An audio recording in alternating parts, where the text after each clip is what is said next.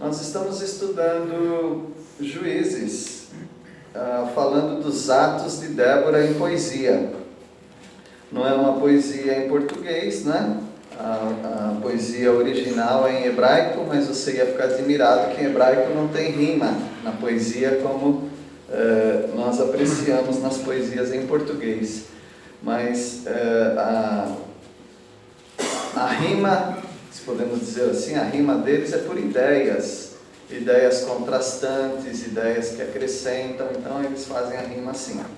Mas na sua Bíblia, se for de papel, você vai encontrar esse destaque no capítulo 5 todo, um recuo, as letras, as palavras mais para o meio da página.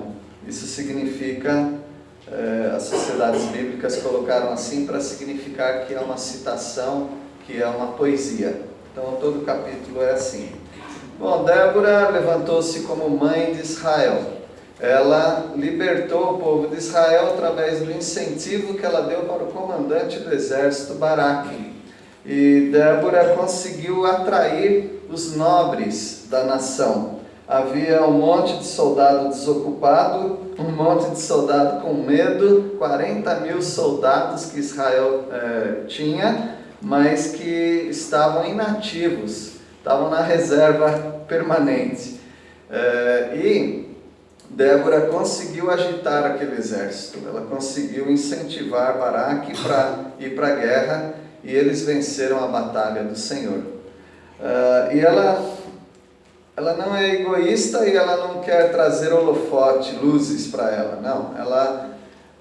Ela fez aquilo que deveria fazer diante do Senhor e diante do povo, mas ela reconhecia Baraque, reconhecia os nobres, os comandantes, e ela reconheceu uma outra mulher, que foi Jael.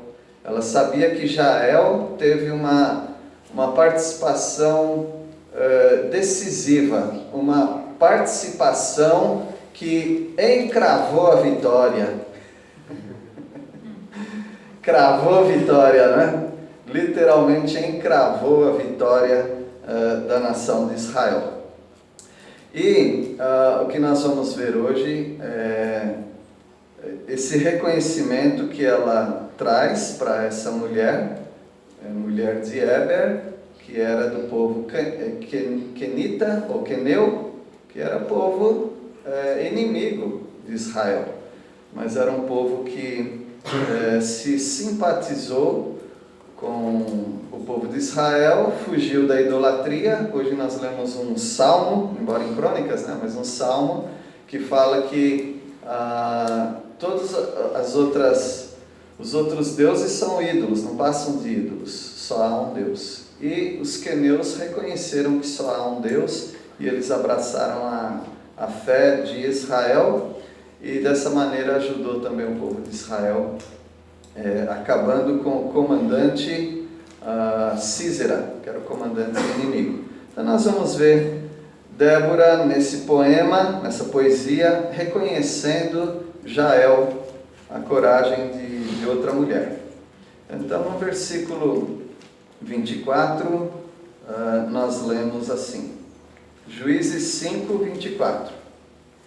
Bendita seja sobre as mulheres Jael, mulher de Eber, o queneu. Bendita seja sobre as mulheres que vivem em tendas.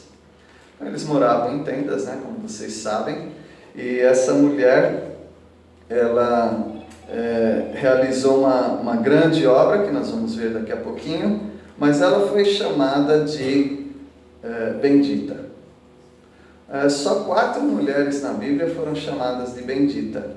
Então foi a Ruth, a Abigail, a própria Jael e a mãe de Jesus, Maria. Então 4 mulheres foram chamadas na Bíblia de benditas.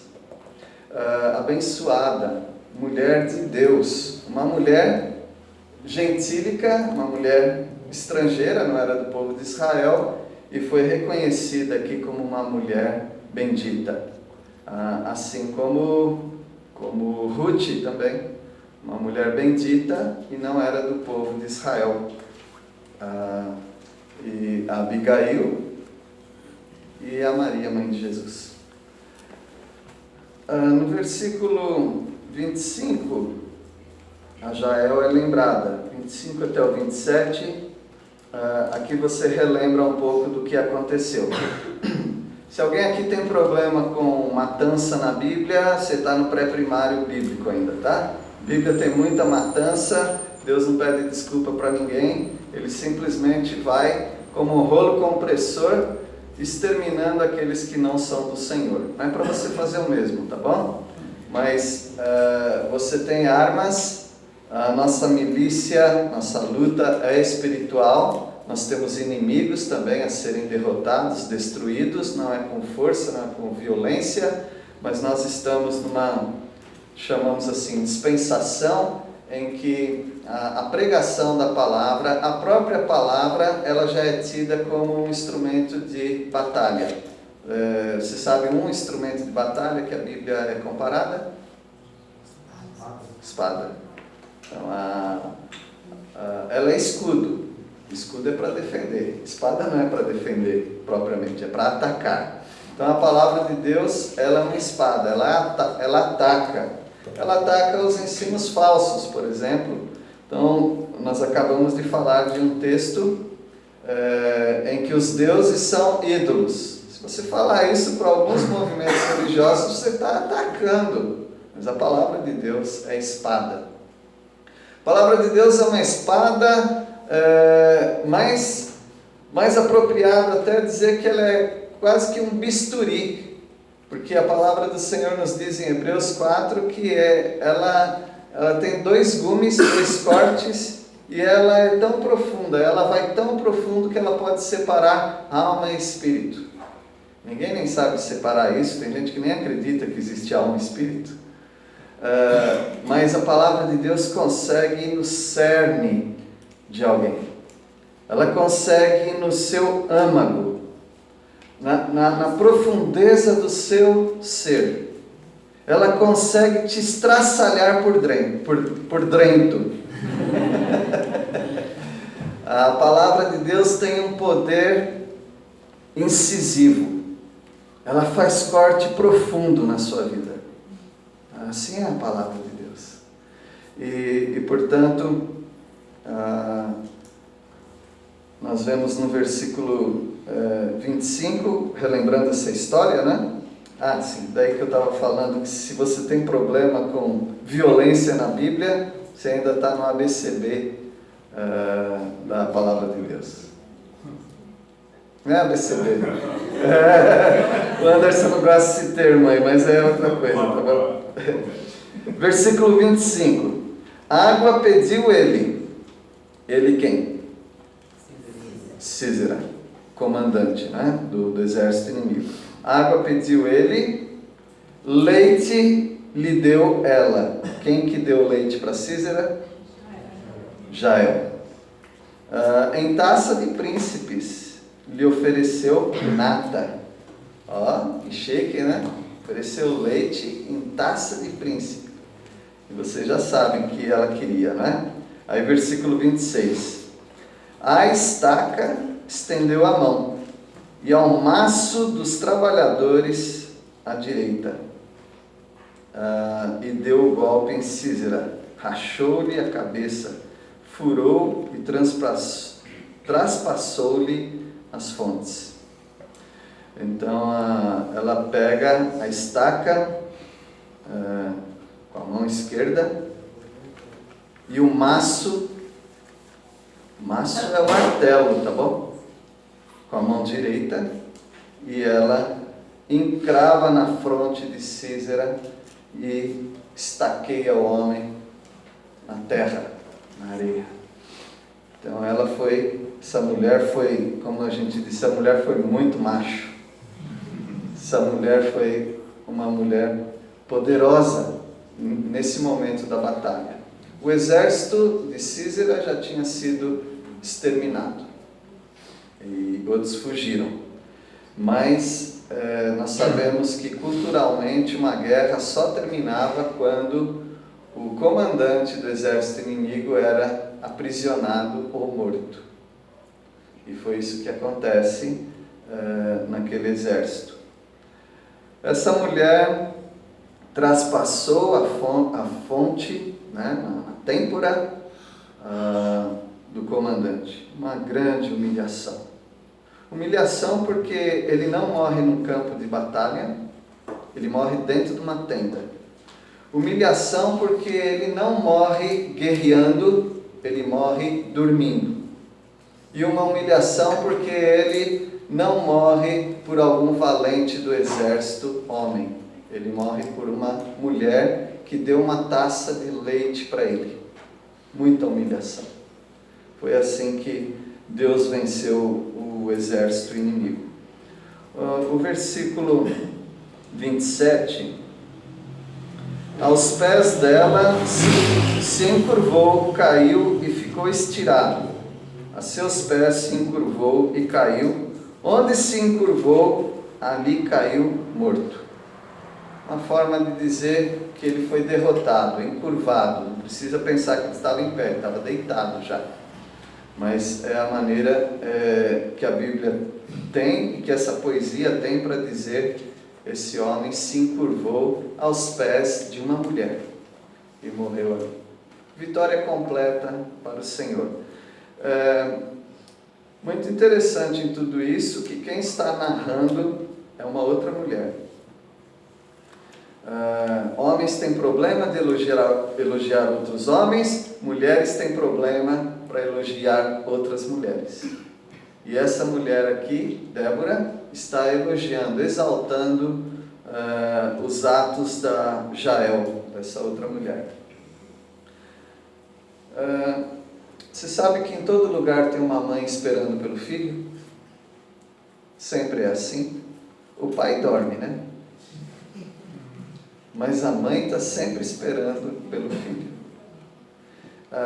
Seja um filho que foi para a igreja e vai voltar, ou seja um que foi cometer um crime. Não importa.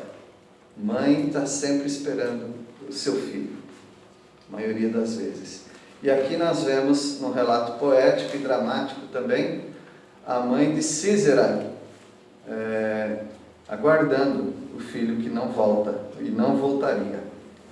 Versículo 28, a mãe de Sísera olhava pela janela e exclamava pela grade: por que tarda em vir o seu carro? Por que se demoram os passos dos seus cavalos? Uma mãe ansiosa pela vinda do filho, e o filho não chegava. Onde será que está o meu Síserazinho? E aquela mulher, naquele desespero, recebe mulheres sábias que dão conselho para ela. Mas o conselho que elas dão é um conselho de ilusão. E aqui também eu chamo a atenção de que as pessoas estão cheias de ilusão. Por que as pessoas estão tão iludidas? Porque elas estão se rodeando de pessoas que não sabem a verdade. E se você está rodeado de pessoas que não sabem a verdade, você está se iludindo. Porque você está recebendo informação errada.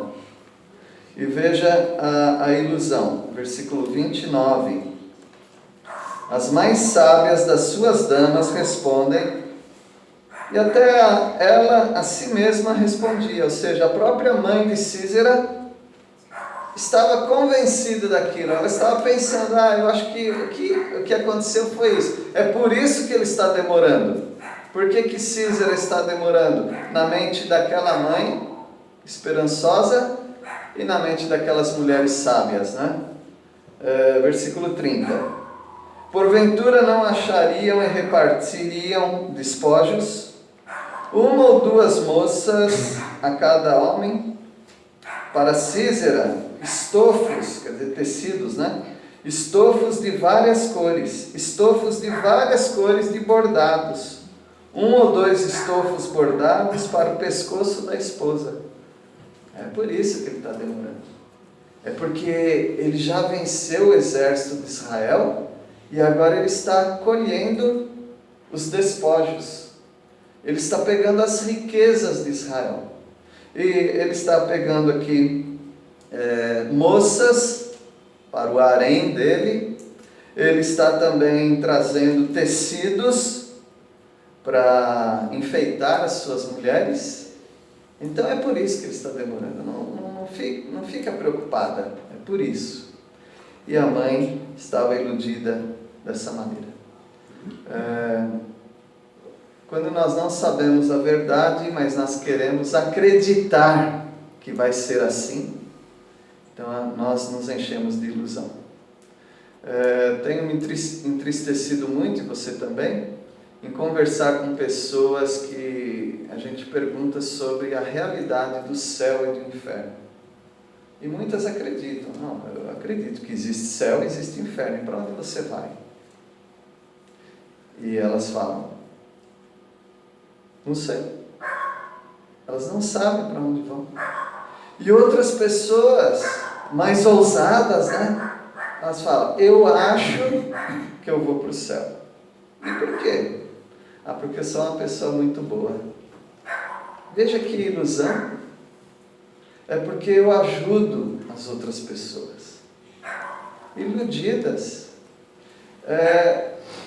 Elas estão se iludindo e elas estão em volta de pessoas que acreditam na mesma ilusão.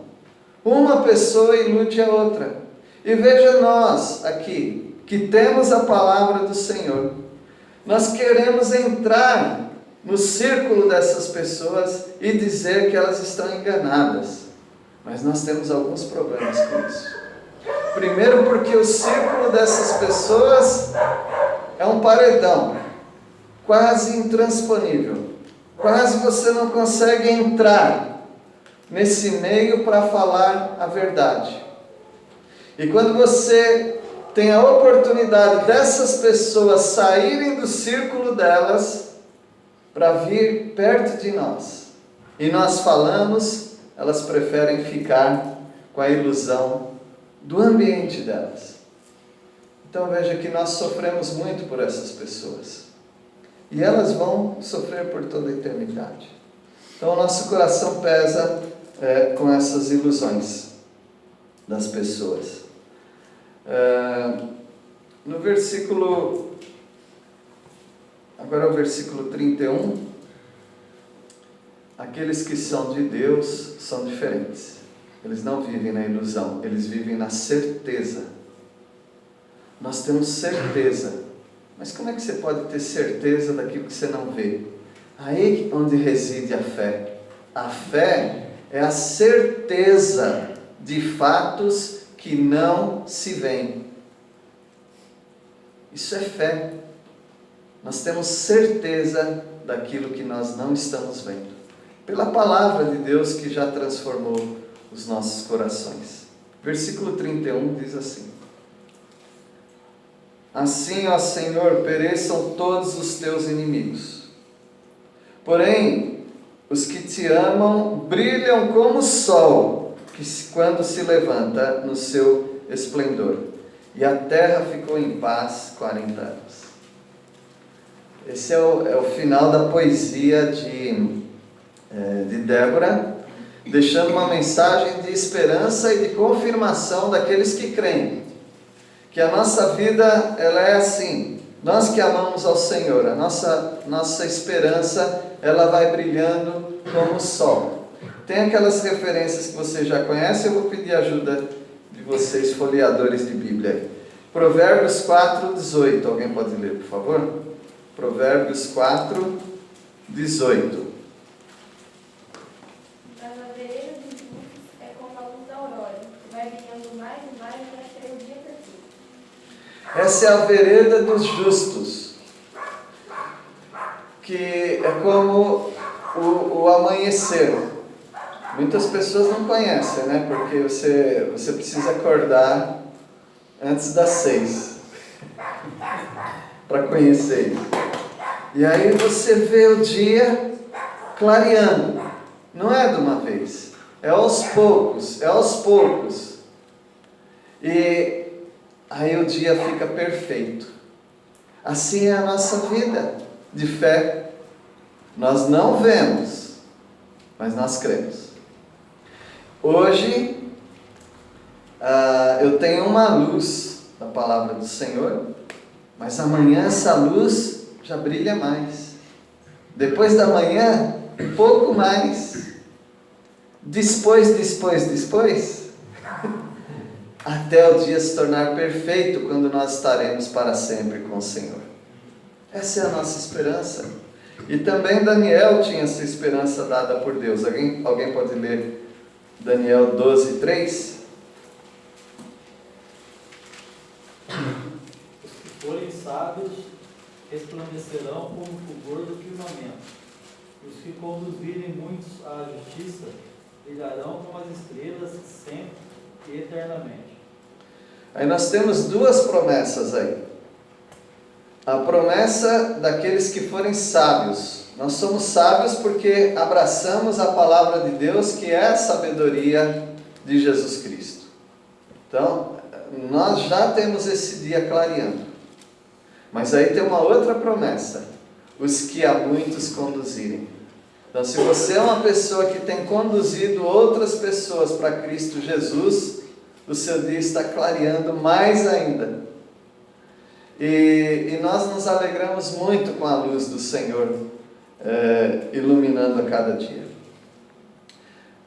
Mas eu ainda quero fazer mais algumas considerações aqui, dentro desse texto, do valor de reconhecer o trabalho alheio.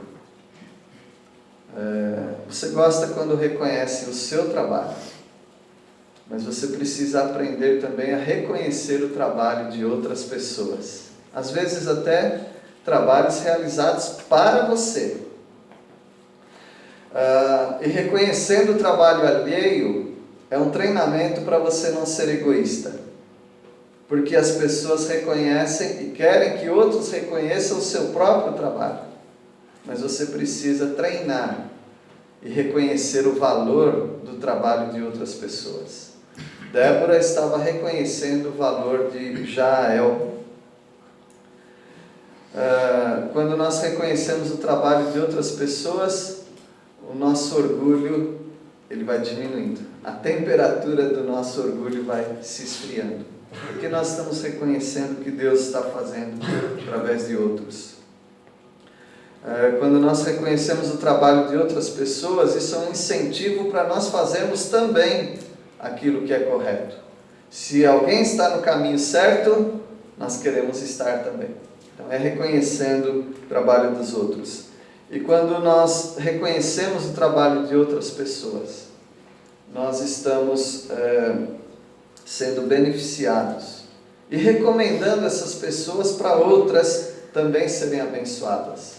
Porque aquela pessoa é uma pessoa que vale a pena você extrair dela coisas boas da palavra de Deus no nosso contexto. E por fim eu queria falar de encravar uma estaca na cabeça do outro. A palavra de Deus tem algum ensino muito importante sobre isso. A começar do começo, Gênesis 3,15. Alguém pode ler lá? Gênesis 3,15.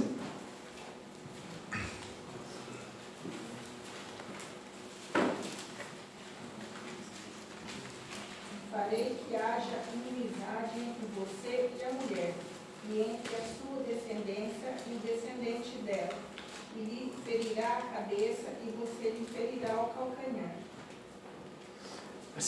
Esse é o proto-evangelho. Proto quer dizer primeiro. A primeira vez que o evangelho foi pregado na Bíblia foi aí. Uma promessa, porque o pecado entrou no mundo através de Satanás.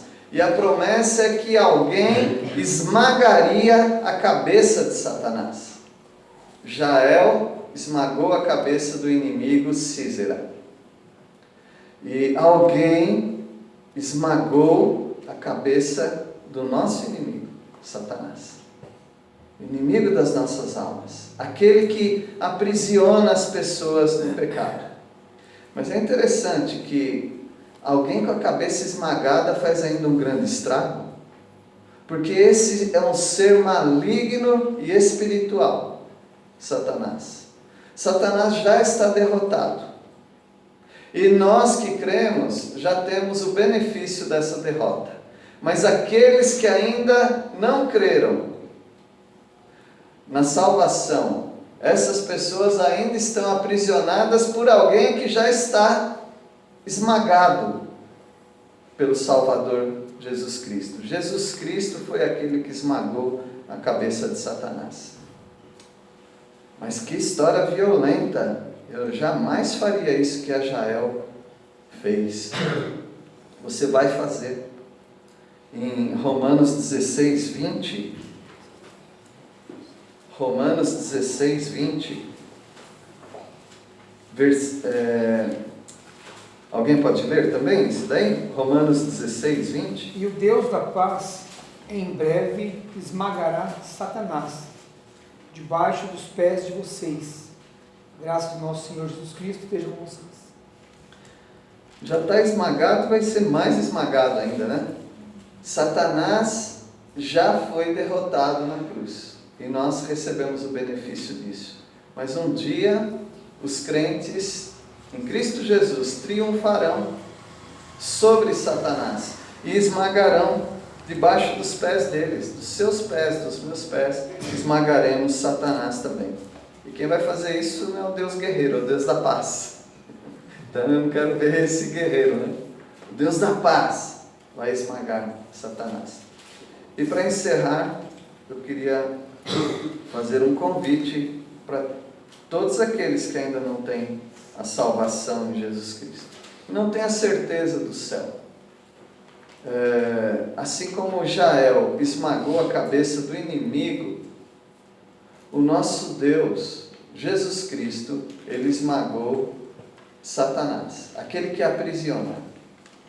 E a sua dívida é o pecado. O pecado, tudo aquilo que vai contra Deus. Desde desobedecer o papai e a mamãe, até assassinar uma pessoa. Nesses dois extremos aí, tem muito pecado que a gente comete todos os dias. E o que o Senhor fez com os seus pecados, se você crer nessa verdade? Colossenses 2, versículo 14. Colossenses 2, versículo 14. E apagou as acusações confirmadas que havia contra vocês, a lista dos mandamentos aos quais vocês não tinham obedecido. Tomando essa lista de pecado, ele a destruiu, pregando-a na cruz de Cristo. As suas dívidas estão pagas, porque elas foram pregadas, foram encravadas na cruz. Então veja que a Jael, sem saber, estava nos dando tantos princípios, né? O nosso Deus encravou Satanás, esmagou Satanás. Nós esmagaremos Satanás. E os pecados de todos aqueles que creem na salvação em Cristo Jesus também estão encravados na cruz de Cristo Jesus. E nenhum pecado mais te afetará, nem aqui, nem por toda a eternidade.